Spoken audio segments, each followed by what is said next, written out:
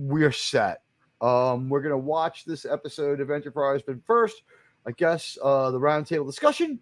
Let's kick it around. Terra Nova involves basically it's the story of the Roanoke colony, in my opinion. Anybody else? Yeah, that makes sense to me. It's a lost colony. They're trying to figure out what happened to it. It's an unsolved mystery for generations. And they did a good job of adapting it to space and making it plausible that a colony could become lost.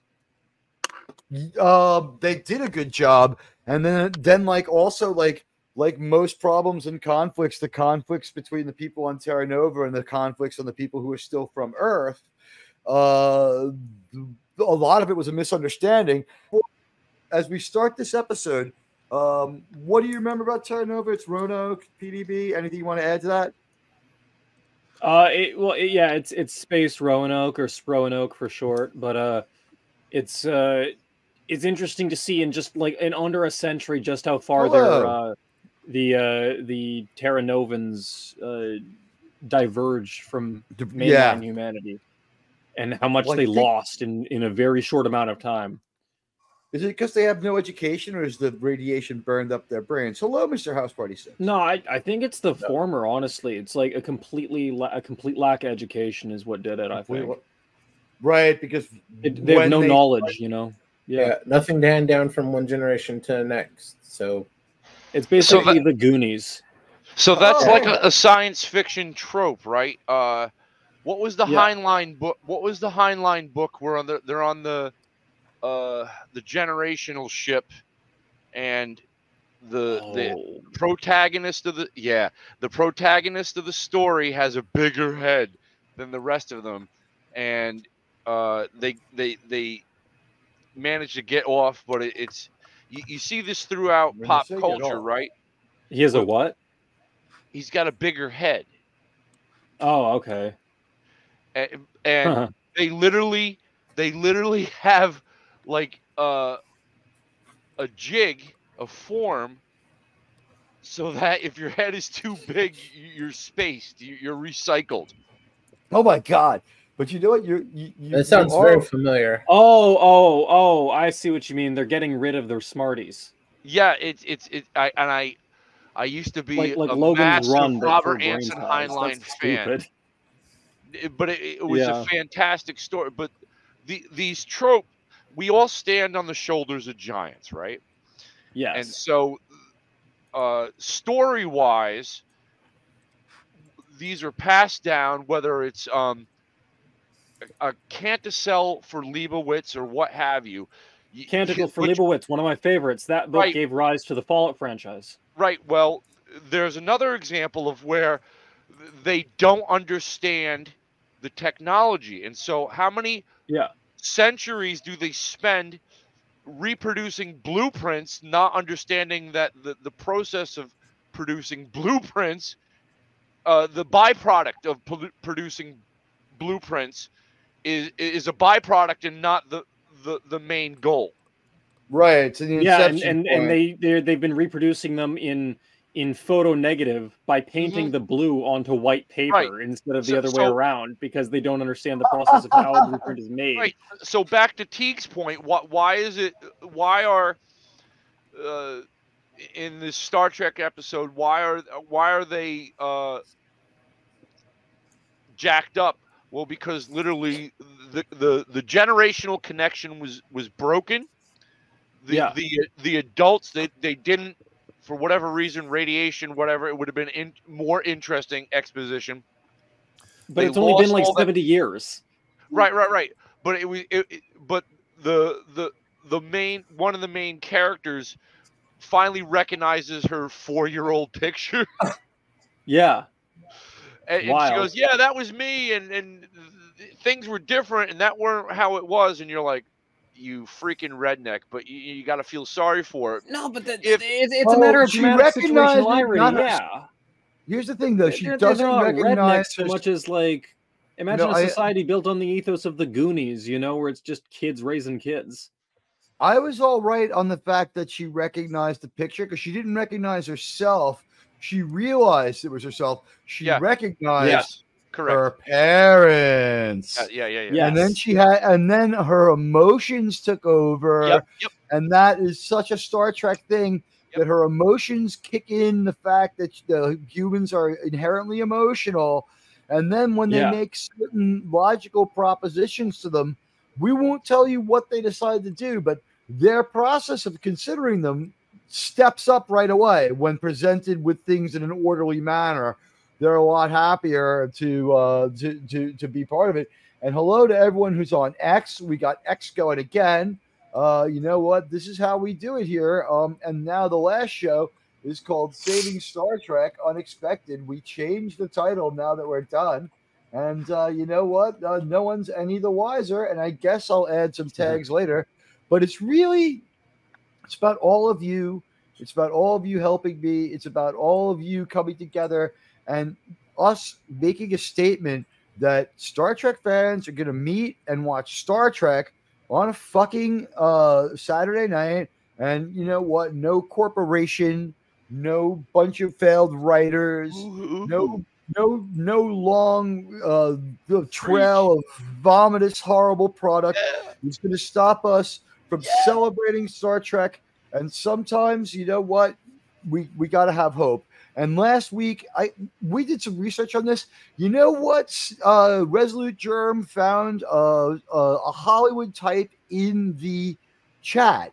And he hadn't worked on Star Trek, but he had done some stuff. But I looked at his IMDb more closely. I don't know if he just got bored updating his IMDb or he's been out of the game since like 2014. But that was the last time Randolph Meyer or whatever his name was did anything. He may be behind on his own IMDb, but I do think you were correct that because he had you sniffed out his Hollywood Insider thing, and though while connected to New Trek, he had a sci-fi thing, and he was like mid-level Hollywood, like a Hollywood guy. He was a background and second unit director, and sometimes a special production assistant, which I don't know what that means, but he was, as PDB said. Just because you're in on the creation side, my man, does not mean you get to. I'm sorry, you called him my dude.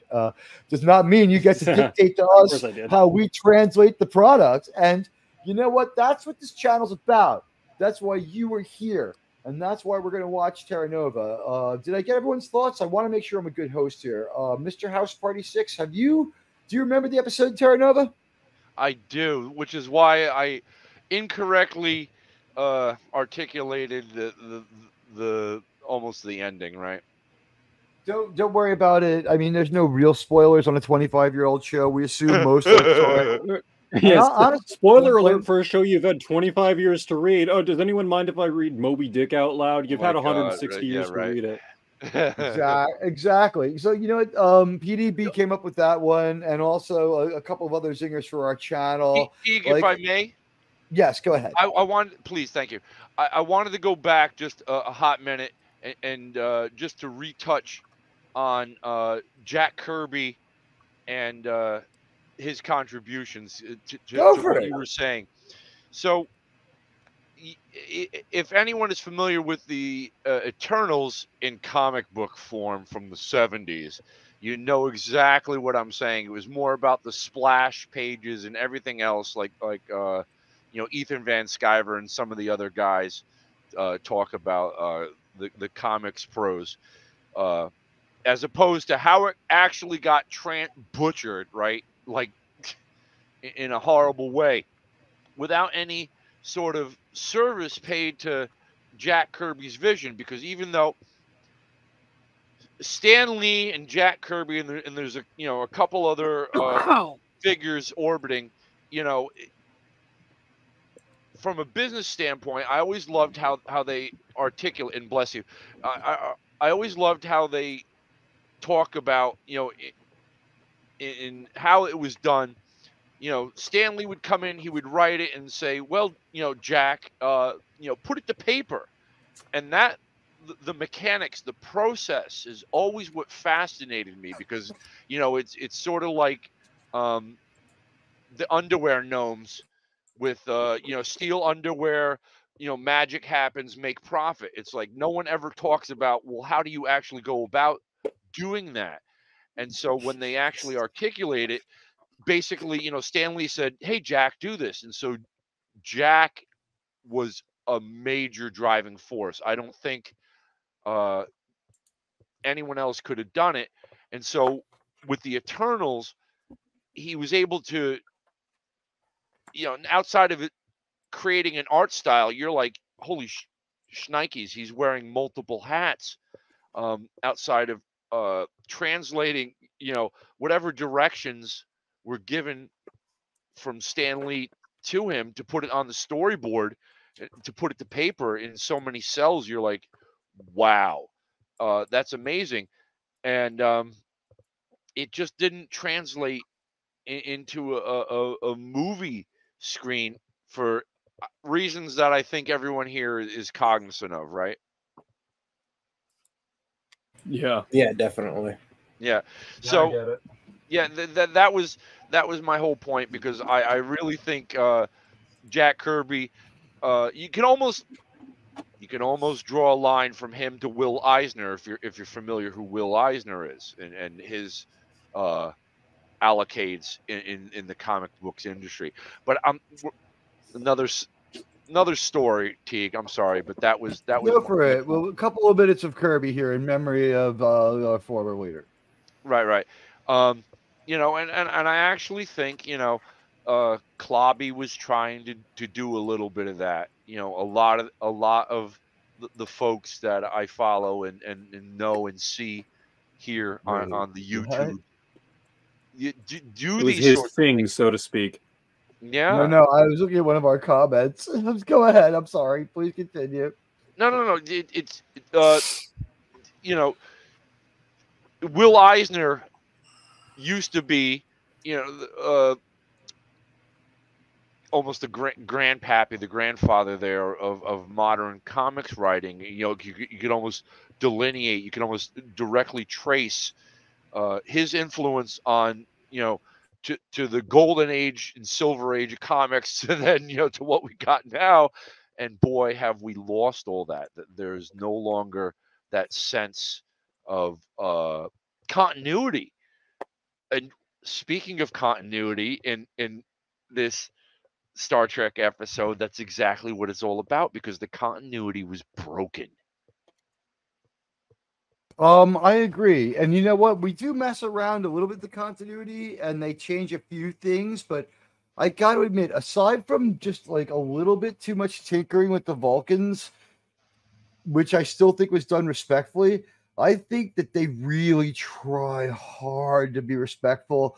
And that if you were a fan who wanted to give this show a chance, you would say it was, for me, like, I was an early fan of the show. Like, I was just like, I unapologetically found myself enjoying this Star Trek show that everyone hates, and I liked the song a little bit.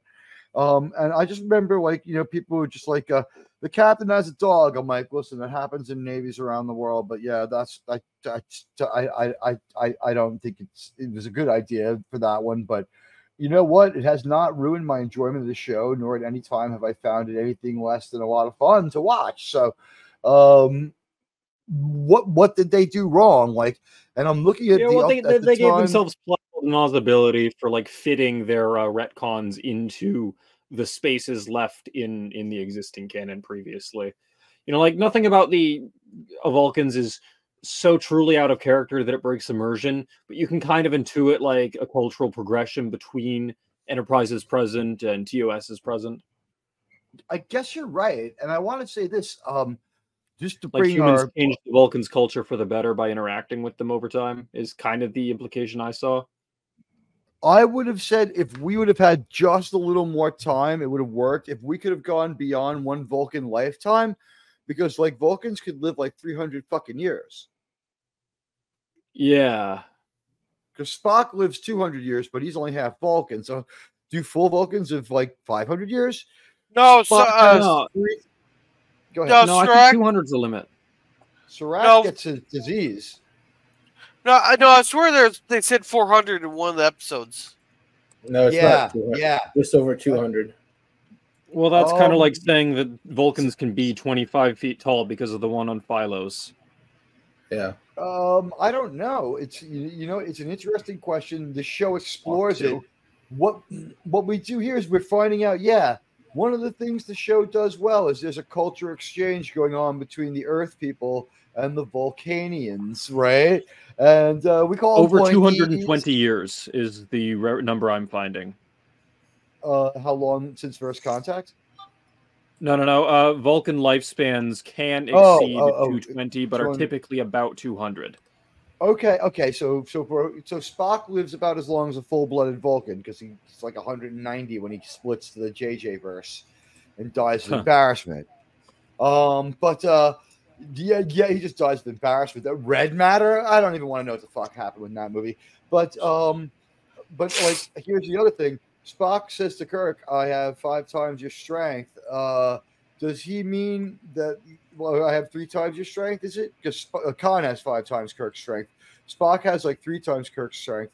Does that mean Serac has 6 times Kirk's strength and can beat up Khan? Right? Because Serac is full-blooded Vulcan, or did Spock get like like the Vulcan DNA is pretty dominant? He's like 95% as strong as any other Vulcan. Yeah, he's at least 95. Is he maybe a little smarter than other Vulcans because of the fact that he's part human and because it's like almost like the mutt thing with dogs? Like we're doing like human alien husbandry Liger in space. Yeah. That's right, my L word, a liger in space. What can I tell you? And welcome to all of you. Welcome to Teag's Intense Trek Show. It's an acronym for boobs. I guess everyone figured that out already. But I guess what we should do now is we have established that we're here. Let me take a look at the private chat for a minute. Make sure. Okay. Let me just make sure that we're all ready. And let me see. The Cosme looks correct. Let me go to Enterprise. The next episode is called Terra Nova. Now, I like this episode. I think maybe better than PDB. Did I get around the whole table for reactions? I like it. I'm trying to be the best possible host. Rez, did I get yours? Yeah, I think it's one of the better ones of season 1. Anything else? It's good that they established this kind of thing early in the show. It seems like it would be the type of thing its placement in the plot is plausible. That's checking true. up on a lost colony, like you have your first Warp 5 ship. It seems like one of the first missions you would do. Yeah, I agree with that. Yeah, Mr. House Party 6. Do you remember Terra Nova? Yes, sir. No, I do. They had to disassemble the ship again. Another science fiction trope. Yes. Their ship breaks up when they got. It was like a special ship. It was modular or something. No. They didn't break it up. Point of like order. An IKEA kit. They disassembled it because the mass. I should have said it that way. All good, right? The mass to transit weight was that they had to use essentially they recycled it again. Like I said, it's a science fiction trope because they didn't have unlimited energy to mine or whatever refine raw materials, so they had to use finished material and recycle it into the forms and shapes that they needed when they reached their destination. Got to tell you, I'm glad you won the Lucky Fan Streamlabs ticket because you're doing a good job contributing. Thank you. You know what, Gorilla? Do you remember Terra Nova? Yes, very much. Impressions? It's an episode. I mean, you got the old lady there that you think that she will remember like the view, like what her parents looked like versus just herself at 4 years old. Maybe I would prefer to she started recognizing the people in the photographs. I thought you recognized your parents. I thought you recognized yourself. I think what happens is you remember it that way because when he's talking about it, he's like, you know who these people are. We're going to see. Yeah, that's what I love about my format. We have a chance to talk about it a little bit ahead of time, and we give our impressions. Then we watch it, we see how it's changed, and like on and on through the history of this watch, which is now like 6 weeks old. It's gone through, some of the movies. We watched some of the better episodes, and then we didn't want to end up on at this time it this way, but like this is when the Star Trek community was used to meeting, and you know what? Sometimes you got to do what you got to do, and I wanted to be able to say that Star Trek didn't lose any ground. It made me angry that Star Trek would lose any ground, and I'm so very very glad that all of you have chosen to join me and fight with me. We're going to enjoy Star Trek Enterprise. The episode is called Terra Nova. It is, as I begin it, let me just pause it very briefly as it starts. Last episode, we had the charming moment of Archer falling into up into the air and back down onto the floor of his shower when the gravity goes out. Will we humanize and make space seem wonderful and wondrous and slightly dangerous and very alien again in this episode? Will we instill a sense of wonder? Will we make space seem dangerous? Will we make them seem worthy? Will they seem like good Star Trek characters? Let's find out. I would say this: we don't see anybody bumbling around as a totally botched character. No one's lost. Where's your Kess and Neelix problem, right? Needs more Kurtzman. Yeah. Well, by the way, guys, this episode knows that it's a heavy lift, and it knows that the concept is bigger than they can do, like with the budget they have. But they decide to swing for the fences, and we should applaud them for this. They work real hard on the script. Not everything they do for the colloquial way that the people on the planet talk is great, but in my opinion, they do a really good job of this. And like PDB said, it makes sense in their timeline that they would go there. And quite honestly, a near Earth that they could go to that makes sense that they would go to, like without straining the credulity of that one right away. And you don't have to make these aliens look too much different. And the story of what happened to the colony sounds like a Philip K. Dick book. It really does. But I'm gonna start the episode now. We're about to start this 45-minute and 18-second episode version of Star Trek Enterprise, season 1, episode 6. But before we do that, I'm going to take a tradition that has gone on, and Mr. House Party 6, you are newest person here, and Gorilla is new here. I know Resolute Germ is just going to say "fuck you." Rez, do you want to sing the song? I think you got my response dead on. Yeah. Mr. Germ is not going to sing. Gorilla, would you like to sing "Faith of the Heart"? Yeah. I suppose I could drive all our viewers away. No, it's all right. All right. So, Gorilla, you get to sing Faith of the Heart. Mr. House Party 6, you have passion for this one? You want to make a bid for Faith of the Heart? You want to sing with Gorilla for me? If I was so bold. No, I don't. Not this time. Thank you. Freaking Hoshi with the space questions. But they mess with the interface. Here's your time anyway. On road. Getting from there to here. Been a long time. But time is finally near. Let's see my dream come alive at last. I will touch the sky. Hold me down no more. Not gonna change my mind. 'Cause I got faith. The heart. Only where my heart will take me. With faith to believe. Other than do anything. I got strength of the soul. No one's gonna take me, break me.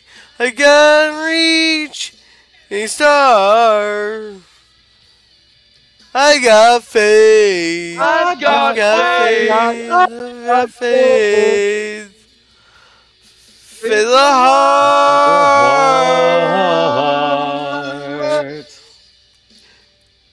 Ow! The cat just bit me. Bit me to shut me up. Bit my nipple. The cat bit my nipple. It's a good cat. Turn your noise cancellation back on for me because I'm too inept. Thank you, Gorilla. That was fantastic.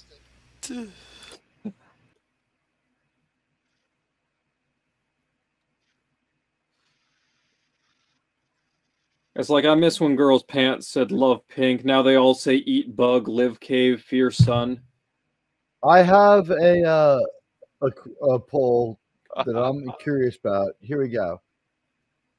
How much do we think things like music and the performances help this story compared to New Trek, MCU, and Disney Star Wars? And your choices are a good deal more, not much more, or they don't help. She's already I like to away every Disney Star Wars person. I like to Paul leading through a line of thinking here. Well, we can't like take them by force. We have below 10 but above 5% chance of getting Jolene Blaylock to maybe talk to us.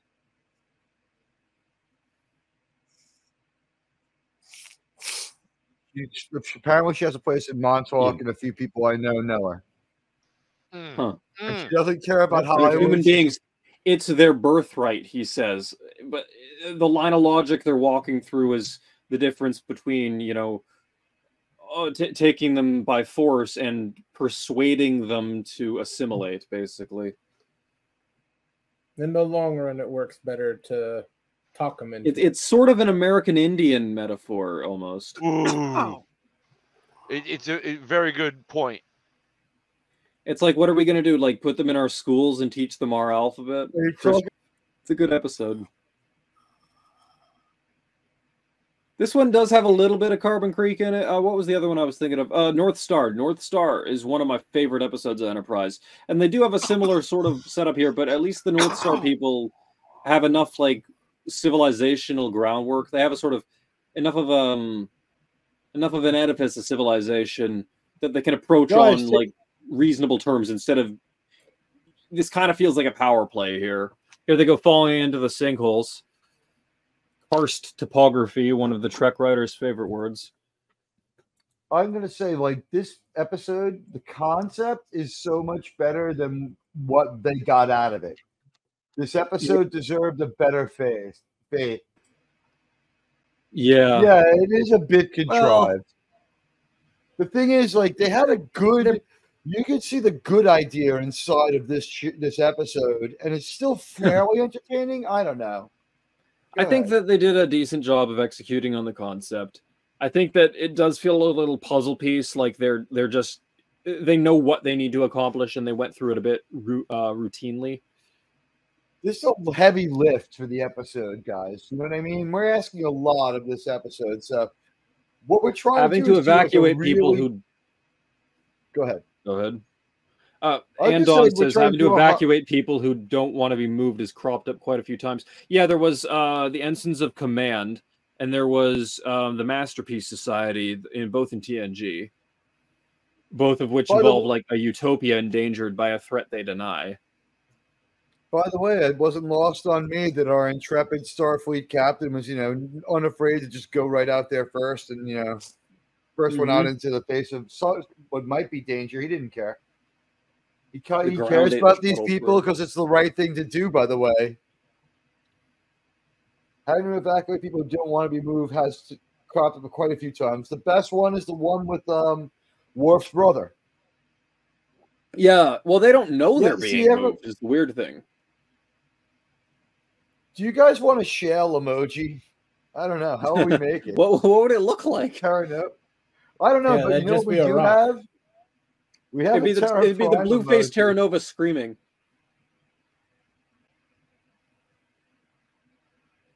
Zachary, is that short for Zachary, maybe?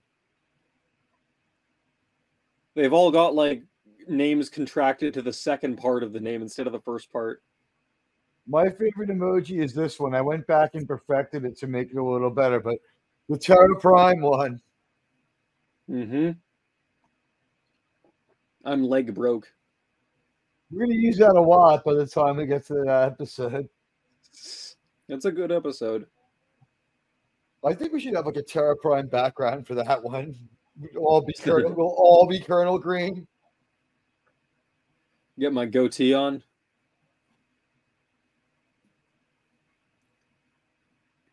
The shuttle got tamped down. It's going to extract.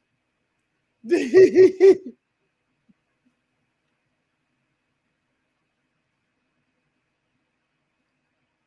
Indians in TNG. Yeah. That was right near the end of TNG. Yes. Really. Like I think the Maquis are in that story. They might be, yeah. A shake emoji. Tell me more. Shale, I think she means. Oh, shale. Yeah, we're gonna stay away from shale, but maybe like Colonel Green was right as we get closer to Terra Prime. I think we need like something. I have a couple more emoji slots. Terra Prime is definitely fun. Because it's like also like for anything istophobic, just use Terra Prime. And we have the American flag to say we have to. Like it's American chattel. God bless. We have the freedom to watch Star Trek and call the old Star Trek bad. Or the new Star Trek bad, sorry. True. Let's celebrate the old Star Trek. It's good. I think it'd be kind of cool if they went to like one of those TOS type of planets where the sky is very obviously a backdrop. Like where the is mounted on the sky. I think in season 3 they do because they cut the budget by like 55%. No, but I mean like go to a planet where the sky is itself like actually a wall and not just like a red sky. Like if the special effect was real in universe. And they go to this planet and it's like, what? There's an invisible wall like, over half the planet or something.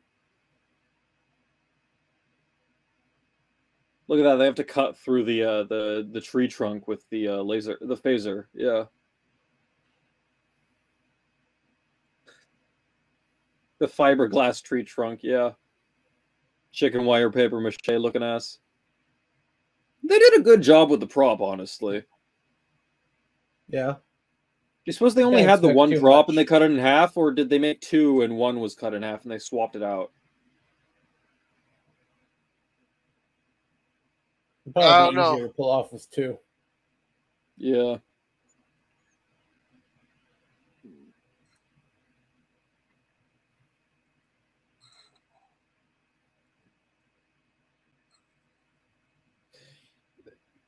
The shot matching in this show between the practical special effects and the CGI special effects and the live footage is always pretty good.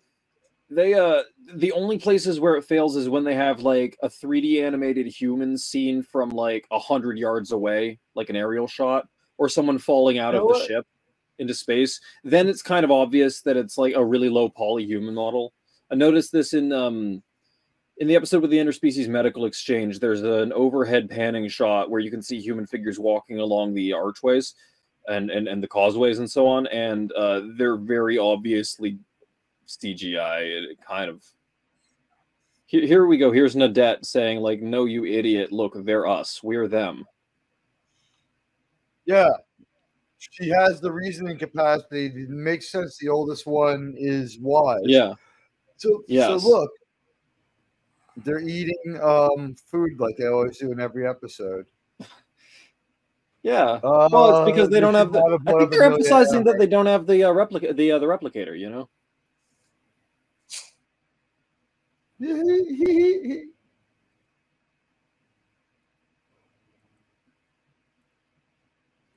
know what I was thinking? If we could do, you know what I realized was a good emoji the other day, and I remembered it just now. The crystalline entity. That would be fun.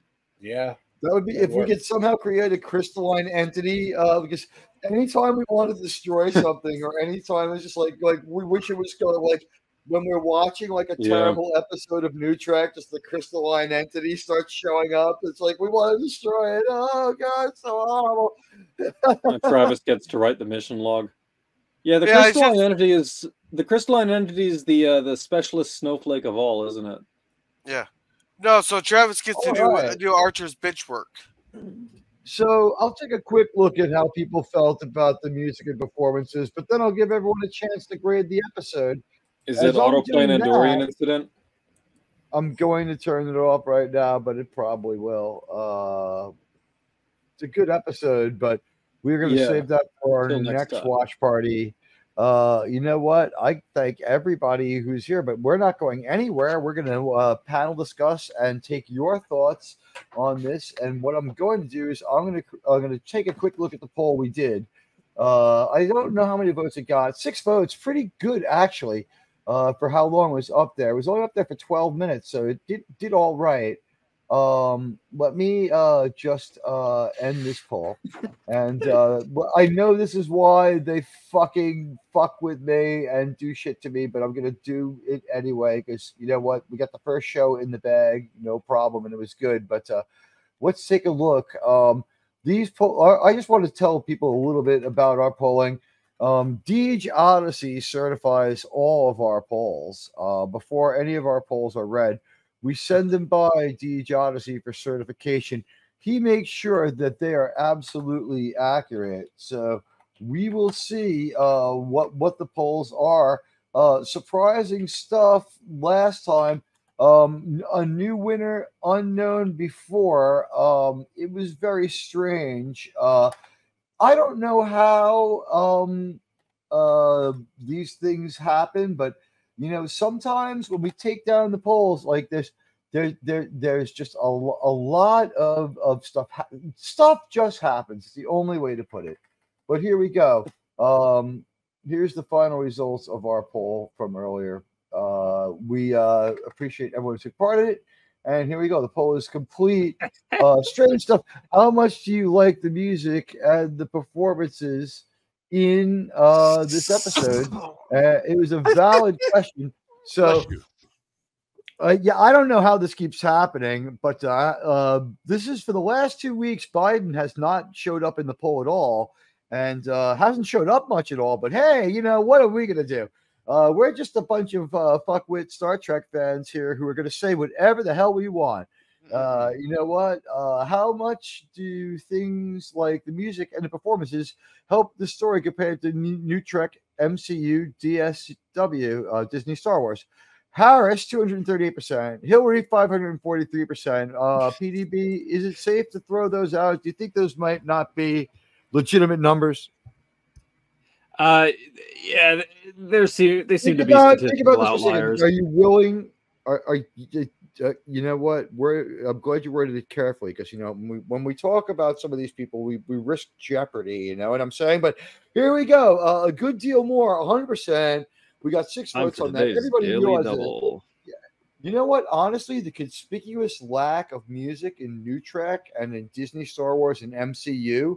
And if it's ever music, it's almost always just percussion. Only The Mandalorian has music approaching a normal show. The Kenobi show had no music. It was a Casio tone keyboard beatbox. I think that we need a space show where all the music is swing. Travis is, you know what? He might. Reed, I say, is a late save. They imbue that character with enough traits to make him at least interesting as the show goes on. He's got like that stiff British upper lip type of thing. Yeah.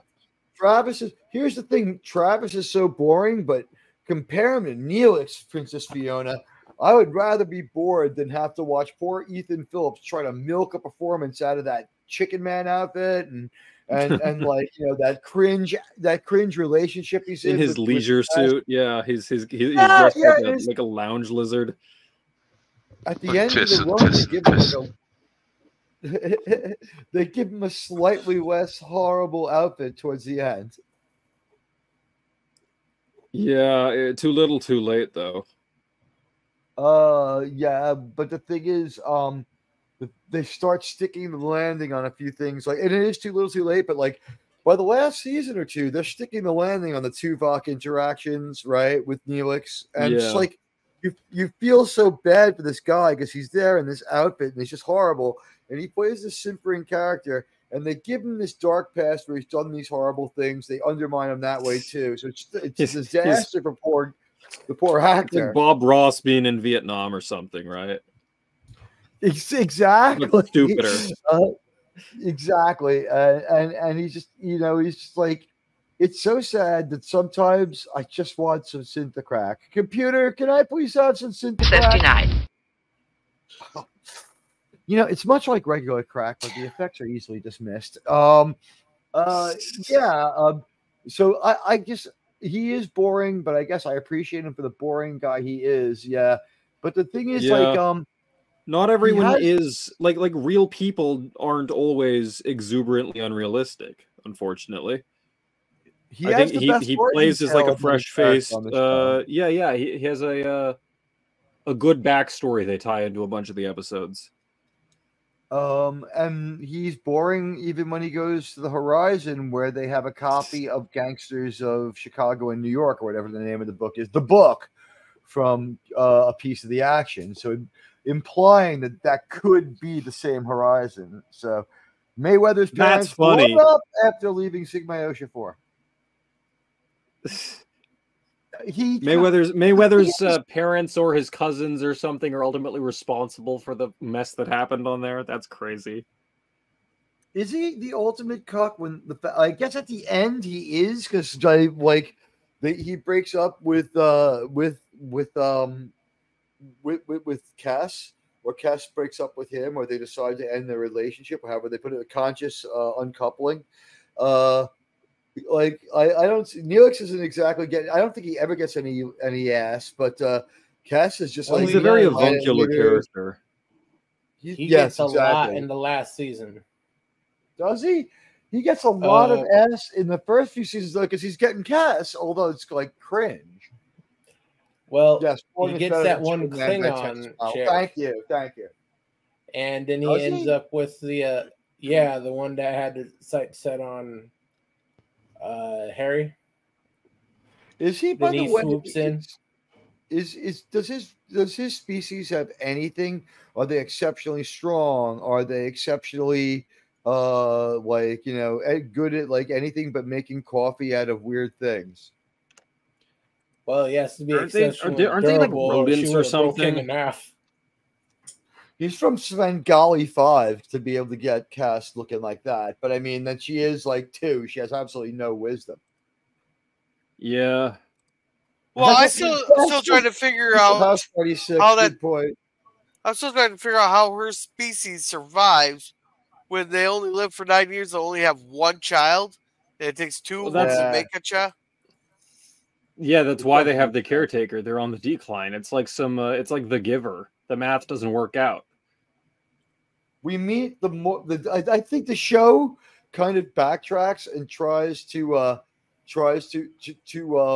bail it out, but it doesn't work. Especially Voyager more than any other show. Like I said, with the Hirogen, when she gives them the holo technology, it's for a good reason. And the guy's like, please. I don't want us to be this bloodthirsty menace to our entire quadrant. Can you please just give us the holotech? And she's like, I'll give you the holotech because it'll make you better people. And he's like, yes, we can hunt with danger without hurting and exterminating people. But when we go back to it, she's an asshole for giving it to him. He's like, now we turned off the safety protocols for so long that the holodeck creatures have become sentient. And I'm like, all right. No, they programmed them to be sentient, to learn and adapt. They programmed to be sentient by mistake. No. They programmed to be as real as possible. No, they sort of Moriarty'd their way into that situation. Yeah, they programmed. I think the stupidest thing about the Talaxians is how every proper noun in their language has to have an X in it. It's just corny. It's like, oh, X is the mysterious alien letter. Remember, he's a sex offender because of Cass, I guess? Yeah. And also a coward and a traitor. Yeah. The thing is, though, I do appreciate that Ethan Phillips gets across the ignominious nature of what Neelix has done in that episode, because quite honestly, he's standing there dressed like a chicken man in a loud fucking plaid suit. Yeah.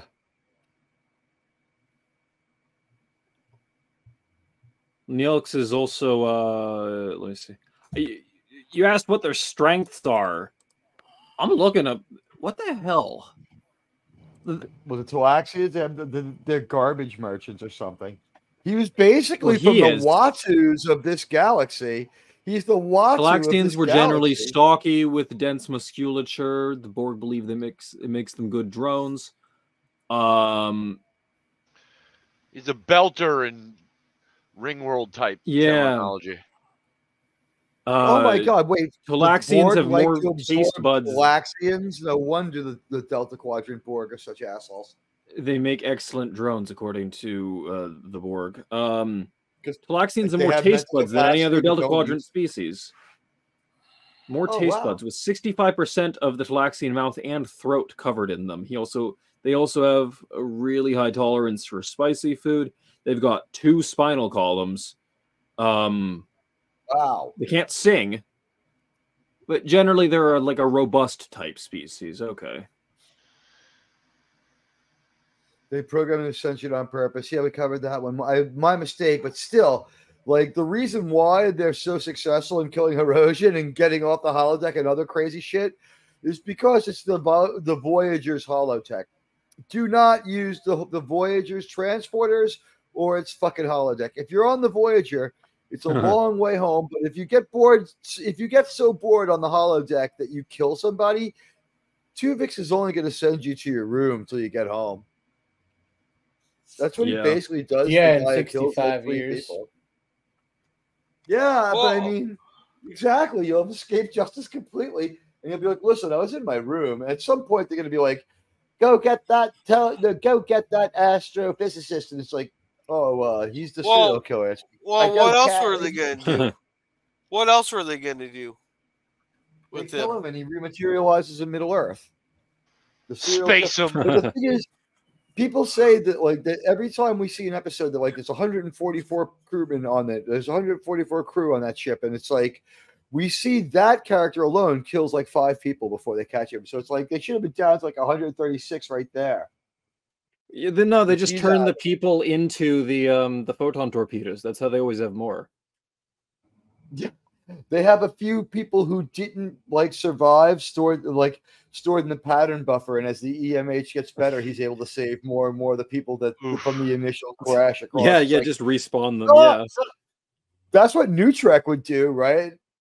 It's stupid, but it would be. Yeah, they weren't even that clever. Did that actually happen? We're taking it back. We're taking back Faith of the Heart. You know what I mean? Right in the Rod Stewart. This was the last good Star Trek song, last good Star Trek show. And you know what? I have adopted, think about it, Bones. If your ancestors were deprived of Star Trek and forced to live off a diet of lesser Disney Plus and shows from the MCU, also from Disney, and New Trek from idiots, they would adopt the ways of the American Indian, sooner or later, rising up in revolution. What are you trying to say, Bones? I am Cloud William, chief of the Coombs, chief of the Yangs. What was ours before will be ours again. It's like the Omega Glory, man. We're rising up in protest to our New Trek oppressors. You know what? We're celebrating the older stuff we did, and I'm really glad that everyone's hanging out. Getting so much resistance from behind. Let's put the ball in play. Let me start playing a little fungo here with you guys. Go around, it's a human expression. Go around the horn. A through F or 1 through 10. What do you think? Your co-host Germ. What do you think tonight? Your primary co-host. Go ahead, Fred. Go for it. What A through F? I'd say this one in A. So you want to use grade scores? Yeah. Okay, yeah, go for it. The best they've done so far. I think they got a nice story, good exploring of the planet, believable hook. So best they've done so far. Believable. It was a very believable story. It was a little slow at times, but yeah, very creative in a lot of ways. I'm gonna go to Gorilla for what do you think, my friend? How what are your feelings on this one? Well, we've chosen A through F, but if you need 1 through 10, you're allowed to use it. Oh, it's all every episode's an automatic F. Didn't you know that? Always automatic Because of F. the Nobody song? ever knows how to write anything. No, but in all That's great. seriousness, in all seriousness, it's good. Simply, it's not like they're going against like an overpowered alien, that somehow miraculously come out above, and they're trying to save them because they are human, and they're just not trying to push it, It is believable, and they just use common logic to solve the problem instead of techno babbling or their way out, or they're there. So I'm I'll pretty give sure I'll techno give it an babbling was A. something they got yelled at for. Yeah. Hey, all right. Wow. 2 A's for Terra Nova. And now we put it in play across over to our second baseman and guest tonight, Mr. House Party 6. A presence around. You get to hear his voice and see his avatar. Mr. House Party 6, how would you grade this episode, Terra Nova, of Star Trek Enterprise? Well, I would be that other A voter. Guilty. Wow. A lot of people like this Guilty. one. Look how well it did. A, B, and C. No one thought it failed. A C Star Trek episode. I mean, that's like a B plus of most other shows. So I mean, I'm saying I'm looking at this one as an unqualified success. But go ahead, Mr. Well, Teag, you gotta look at what. Also, Yes. all 4 episodes of Star Trek we've watched tonight. I mean, this Right. one was like one of the best ones for tonight. There versus the second episode we watched tonight on my channel. That gets a fuck you out of 10. Oh, that was one of the things they're like, we want you to watch some of this Star Trek you foisted on people and get back to us. And then like I had like some studio intern like watch them, and they made them watch like all these episodes like Deep Space Nine that were really fucked up. And then it's just like listen, we're sure the Section 31 thing won't come back to haunt us. And they're like, we hated that idea too. What the fuck were you people doing? And it was just like, when you make your new Star Trek show and we'll let you do it, like, you know what? Just don't call it Star Trek and just like build slowly to it. Like, we have gotten unrelatable. We've techno babbled our way out of too many things. But Mr. House Party 6, please, I'm sorry, give it your grade and unpack how you feel that way again. I'm sorry, start over. Go ahead, reloading from the top. Oh, good, Teague, thank you. I absolutely love the certain Star Trek elements. My feeling throughout the whole series, Enterprise series, is that it still had significant elements of the original series, conceptually, how they rolled it out, so with the plot, with the story, and how they unfolded a drama. Getting outside my area of expertise here. So with the As a Star Trek fan, you're an expert. Don't worry. with the exposition, so they started out, conflict resolution, right? Very easy to understand. So they executed that, and at the very end, you had to have one more to wrap it up, where you had essentially a trust issue, right? So give me your phaser, and of course, I can't remember his name, character wise. They threw him the extra phaser on the way out. It's like, okay, have my phaser. I still have a phaser, right? But to show you that, yeah, we'll play ball, but we're not a bunch of ground dwelling mud grubbers, right?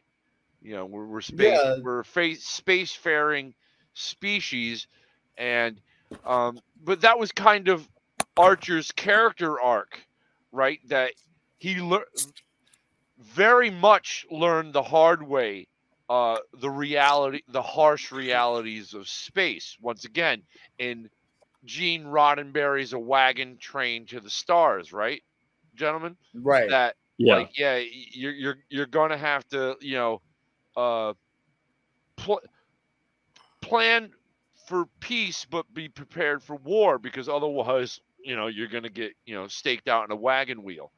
So that wasn't, gonna happen. So here it is once again, you know, 4 series removed from the original, yet the same philosophy carries through, and that is, I think, as opposed to feel, one of the overarching narratives with Star Trek is that there was this, we encounter this with when they digress from canon, and we have a real hard time because they don't follow it. It's because, like, no, you set this up for a reason. This is the universe, and everyone else goes and changes it. And is any wonder, outside of, you happen to get 2 more seasons over the original, and no one's going to really point to that and be like, oh, this is the best thing since sliced bread. It breaks all sorts of expectations. It doesn't deliver on a number of storytelling levels, as opposed to, here we have Enterprise that really was swinging to the trees without even getting into whether it had the budget to do so, and those sorts of limitations. But they tried, and in execution, I think it holds up, because looking at the, we always, rightfully so, I think, point at, say, STD having poor lighting and poor continuity. And my God, they don't even get the phasers pointed in the right direction. And here they are doing the best with what they have. And you're like, yeah, this is a believable story, and it's entertaining, and it holds up. And in this specific context, we're like, yeah, look at that. They encounter a problem. It's another problem. It follows the Roddenberry formula. I believe others have declared it as such, that without, like I said, getting out of my area of expertise, going into how they resolve a conflict, numerous times within numerous times. It's a riddle within a riddle within a riddle. Oh, they resolve it at the very end. It all comes together. That was what the original Star Trek did. I think Enterprise does this, and this particular episode does that as well. Okay. Thank you. And now, PDB, you had kind of scoffed a little bit about this one. Do you feel a little better about it, or were you just scoffing jokingly? Yeah, you're like, I think I was scoffing jokingly. Dumb analogy. Yeah, okay. So give us your A through F, or 1 through 10, however you want to do it. I give it an A because it presents an actual moral quandary in a context that makes sense, both in Star Trek's timeline and in Captain Archer's character development. It's his first actual moral challenge he has to make a decision on, and I think he chooses correctly. But it is an example of space forcing your hand. The realities of space travel is, Mr. House Party said that you can't always take the easy option out. I think that it has it is a little bit goofy the way they talk. It's not quite as bad as the Vori in the Voyager episode Nemesis, which is basically just the writers said, hey, the Predator movie? What if the Predator was the good guy and the humans were the bad guy? That episode fucking sucked, to put it bluntly. I hated that episode because it so much quote unquote subversive writing is really just, hey, what if the people you thought were the good guys were actually the bad guys? And what if the bad guys were actually the good guys? But it doesn't actually have anything substantial or new to say, or anything deeper below that premise. And it's not really subversive quote unquote, it's just denying the premise for the sake of shock value. What really strikes me about these early Star Trek Enterprise stories is how unsubversive they are. The plot isn't made of a 180-degree twist and then another 180-degree twist where the audience is set up to believe something is true, quite linear, and then it goes directly back on it. It's not exactly linear either, though, but it doesn't pervert your understanding of the situation so completely just for the sake of getting you to be surprised.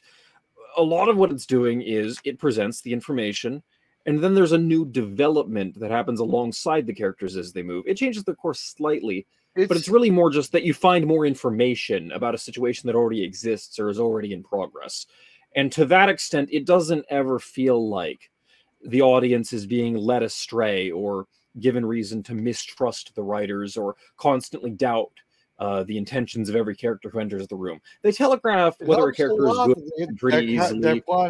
Whereas in it helps a lot that why they went there made fucking sense and stuff. You know what I mean? Exactly. Yeah, that is true. In a lot of New Trek, for instance, there's this constant problem where you get trained habitually, like a dog being sprayed with a bottle, to continuously doubt the intentions and morality of any character who enters a scene, to constantly doubt their affinity, because any character might become an asshole and behave selfishly and self-centeredly for any reason at any time in New Trek. There's no loyalty, there's no allegiance, there's no duty or honor, really. None of the characters care about anything other than themselves ultimately, and the situation they find themselves in is only as a means to an end of self-serving. Whereas here, you get the sense that because the characters are motivated by not just events external to themselves, and not just personal values, but a combination of the two, you actually get a plot that has to be honest with you about where it's going. I think that's all that it comes down to, is these stories feel refreshingly honest. It's not quite on par with TOS. If you go back and watch TOS has this like incredible golden age of Hollywood honesty. I mean, keep in mind, TOS was produced only 10 years out from movies like The Music Man, or Annie Get Your Gun. And 10 years out from the end of I Love Lucy.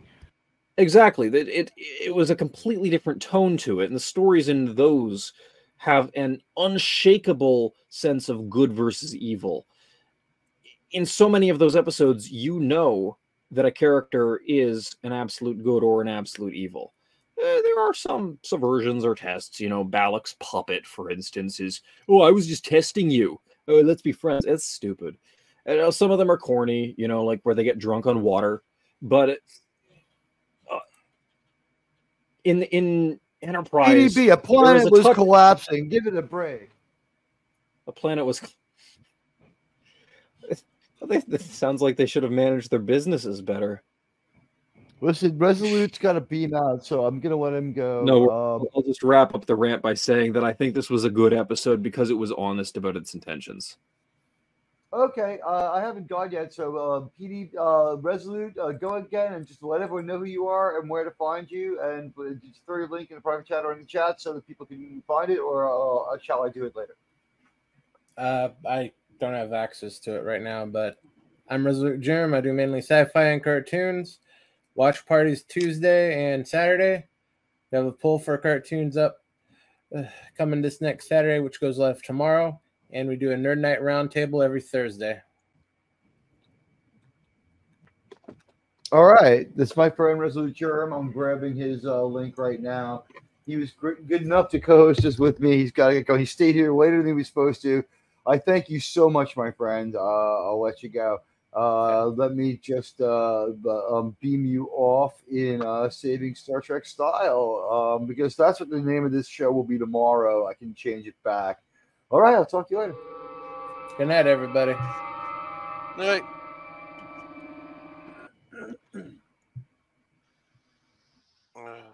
There we go. Sometimes it takes a moment longer for the person to fully dematerialize. we have the transporters and the holodeck pieces from the Voyager on my ship, unfortunately. So, you know, that's like where's fucked is the Herosian. All right, here's my take. Everyone else gave it an A. I feel like I'm in a really good mood. I feel like even though this episode may have had some things we can quibble about, like I appreciated all the effort. I appreciated all the acting performances. I thought like, you know, things like the subtle Star Trek music coming in, it was just really good and really welcome. And I really enjoyed hearing it. At times when, say, all we were seeing was a moment or two of Malcolm just being in pain and maybe like reaching for a bowl of food or like just shivering under a blanket. Guy did a good job of getting it across. The music was like appropriately themed to it. And this show from 25 years ago, now we see how quickly this became a lost art. Listen to Star Trek music now. I so miss the music of Star Trek. And like even Faith of the Heart is 500,000 times better than anything we've gotten from New Trek in any way. I would watch that Faith of the Heart sequence and say that like at least the beginning of the show was good. Like you can't even say that about these stupid fucking New Trek shows. Like honestly, and so I'll give it I'll give it an A too. So much effort was put in to make this plot make sense, to make this like Miri-like episode kind of pan out, to revisit classic Trek themes. And that brings us to one of the things that PDB and I kind of invented that we want to do for you as much as we can, at least. And as well as on your chats. You're welcome for the Trek therapy. This concludes. Thank you for your attention.